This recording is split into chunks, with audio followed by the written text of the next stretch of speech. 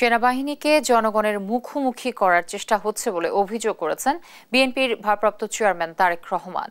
রাজধানীর ইস্কাটনের লেডিস ক্লাবে বিশিষ্ট সাংবাদিকদের সম্মানে বিএনপির মিডিয়া সেল আয়োজিত দোয়া ও ইফতার মাহফিলে কথা বলেন তিনি। এ সময় সবাইকে সতর্ক থাকার আহ্বান জানিয়ে তারেক রহমান বলেন, পতিত স্বৈরাচারের দোসররা দেশকে অস্থিতিশীল করতে চেষ্টা করছে, তাই কারো উস্কানিতে পা না দিতে ঐক্যবদ্ধভাবে ষড়যন্ত্র মোকাবেলা করতে হবে, সেটি বলেছেন। সেনাবাহিনীকে জনগণের মুখোমুখি করানোর চেষ্টা করা হচ্ছে। আপনি একজন সাংবাদিক হিসেবে, আমি একজন রাজনৈতিক কর্মী হিসেবে আমরা এতটুকু বুঝি যে এটি পিছনে নিশ্চয়ই কোনো ষড়যন্ত্র আছে।